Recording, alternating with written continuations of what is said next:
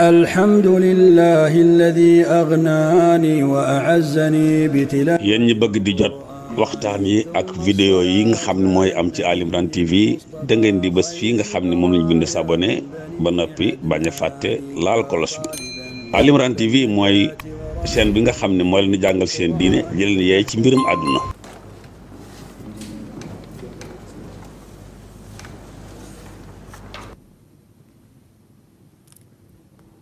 Mes chers compatriotes, demain, 4 avril 2024, nous célébrons le 64e anniversaire de l'indépendance de notre pays.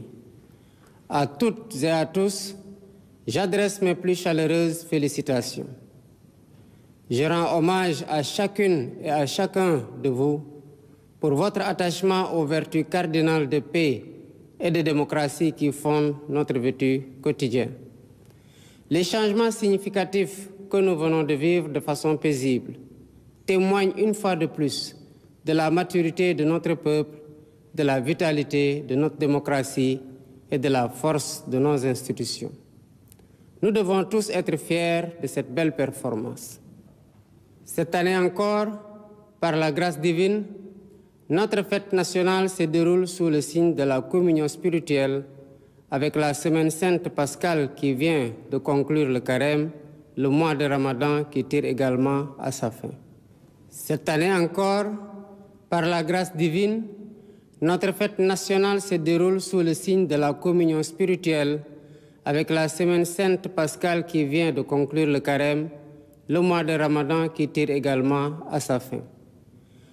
Compte tenu des circonstances, en lieu et place du défilé traditionnel, je présiderai demain, au Palais de la République, une cérémonie de levée des couleurs sobre et symbolique. Ce soir, alors que nous célébrons notre liberté retrouvée, mes pensées vont à nos vaillants résistants, héros célèbres ou méconnus, qui, se donnant corps et âme, ont défié l'odieux système colonial et sa prétendue mission civilisatrice pour défendre la liberté de notre peuple et ses valeurs de culture et de civilisation. Je voudrais également saluer avec respect et affection nos anciens combattants qui ont sacrifié leur jeunesse loin de leur famille au prix de leur liberté et de leur vie. Je rends un vibrant hommage à mes prédécesseurs, les présidents Léopold Sédar Senghor, Abdou Diouf, Abdoulaye Wade et Macky Sall, qui, chacun, a apporté sa pierre à l'œuvre de construction nationale.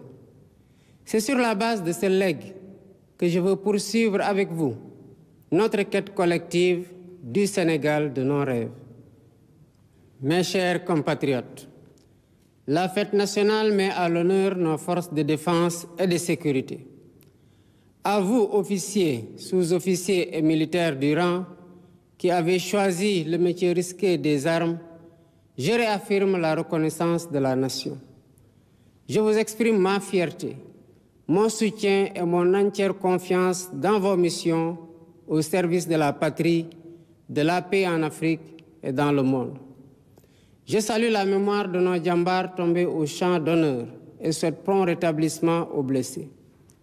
L'État restera toujours solidaire de leurs familles avec soin et compassion. Le thème de cette édition, les forces armées au cœur de la cohésion nationale, nous interpelle par son actualité et sa pertinence. Il nous rappelle qu'au-delà du cérémonial, la fête nationale est surtout l'occasion d'une introspection individuelle et collective sur notre commun vouloir de vie commune. Nos forces de défense et de sécurité, sous le concept armée-nation, symbolisant la diversité et la cohésion de leurs composantes socioculturelles, nous offrent un bel exemple de ce que doit être le vivre ensemble sénégalais. En tant que chef suprême des armées et garant de l'unité nationale, je suis déterminé à préserver notre vivre ensemble, hérité de nos ancêtres, parce que nous n'avons qu'une seule patrie, le Sénégal, notre abri commun, que nous aimons tous, qui ne commence pas par nous et ne finit pas avec nous. Dans cet esprit, mon rôle, et je l'assume pleinement, est de tendre la main à toutes et à tous pour rassembler, rassurer, apaiser et réconcilier afin de conforter la paix, la sécurité et la stabilité indispensables au développement économique et social de notre pays. De l'Est à l'Ouest, du Nord au Sud, je souhaite que notre cher Sénégal reste uni et indivisible, en paix, en harmonie avec notre devise nationale, un peuple, un but, une foi. Nous le devons à nous-mêmes, nous le devons à nos enfants, nous le devons aux générations futures. C'est pourquoi notre vibrante jeunesse, cœur battant de la nation, restera au centre de mes préoccupations. Chers jeunes du Sénégal, je fais mien vos rêves, vos aspirations et vos ambitions légitimes de réussir pour être utile à vous-même, à vos familles, à vos communautés et à votre pays. L'éducation, la formation au métier, l'emploi, l'entrepreneuriat des jeunes et des femmes restent des défis majeurs à relever. J'en ferai une priorité élevée des politiques publiques en concertation avec le secteur privé. Nous devons à cet effet revisiter les mécanismes existants, les améliorer et les rationaliser afin qu'ils répondent mieux aux besoins d'emploi et autres activités génératrices de revenus pour les jeunes. Pour encourager la création d'emplois, je compte m'appuyer sur un secteur privé fort parce que soutenu par l'État. Sur la base de nos besoins prioritaires, nous travaillerons ensemble pour endogéniser notre économie. Bien entendu, le secteur privé international aura son plein rôle à tenir. Les Sénégalais sont braves, mais ils sont fatigués et attendent de nous des solutions contre la vie chère. La question du coût de la vie me préoccupe particulièrement et retient toute mon attention. Dans les jours à venir, des mesures fortes seront prises dans ce sens, après les concertations que j'entreprendrai avec les acteurs concernés. Mes chers compatriotes, de l'indépendance à nos jours, notre système politico-institutionnel et judiciaire a vécu bien des péripéties, les unes plus heureuses que les autres. 64 ans après, le moment me semble venu de tirer les leçons de nos réussites et de nos échecs pour une gouvernance publique plus moderne, plus républicaine et plus respectueuse des droits humains. C'est pourquoi, après avoir démissionné de mon poste de secrétaire général de PASTEF Les Patriotes, pour ainsi me mettre au-dessus de la mêlée, je convoquerai de larges concertations avec la classe politique et la société civile sur la réforme du système électoral notamment, le remplacement de la Sénat par une commission électorale nationale indépendante avec un renforcement de ses moyens de fonctionnement et de ses prérogatives, la rationalisation du nombre de partis politiques ainsi que leur financement, l'inscription sur le fichier électoral concomitamment à la délivrance de la pièce nationale d'identité. Par ailleurs, pour redorer le blason de la justice, lui redonner le prix qu'elle mérite et la réconcilier avec le peuple au nom duquel elle est rendue, j'entends organiser des assises regroupant les professions du métier, magistrats, avocats, huissiers, greffiers et autres auxiliaires de justice, les professeurs d'université et les citoyens pour identifier des pistes de solutions aux problèmes de la justice. Dans la quête d'un Sénégal meilleur au bénéfice de tous, j'entends instaurer une gouvernance vertueuse fondée sur l'éthique de responsabilité et l'obligation de rendre compte. En outre, j'engagerai sans tarder une politique hardie de bonne gouvernance économique et financière par la lutte sans répit contre la corruption, la répression pénale de la fraude fiscale et des flux financiers illicites, la protection des lanceurs d'alerte, la lutte contre le détournement des deniers publics et le blanchiment d'argent, l'amnistie des prête-noms et leur intéressement sous condition d'autodénonciation, la publication des rapports de l'IGE, de la Cour des comptes et de l'OFNAC. De même, l'exploitation de nos ressources naturelles qui, selon la Constitution, appartiennent au peuple, retiendra particulièrement l'attention de mon gouvernement. Ainsi, en plus de la mise en ligne déjà effective des contrats miniers pétroliers et gaziers sur le site de l'ITIE Sénégal, je ferai procéder à la divulgation de la propriété effective des entreprises extractives conformément à la norme ITIE, à l'audit du secteur minier, gazier et pétrolier et à une protection plus soutenue du contenu local au bénéfice du secteur privé national. Au demeurant, je voudrais dire à tous nos partenaires privés qu'ils sont les bienvenus au Sénégal.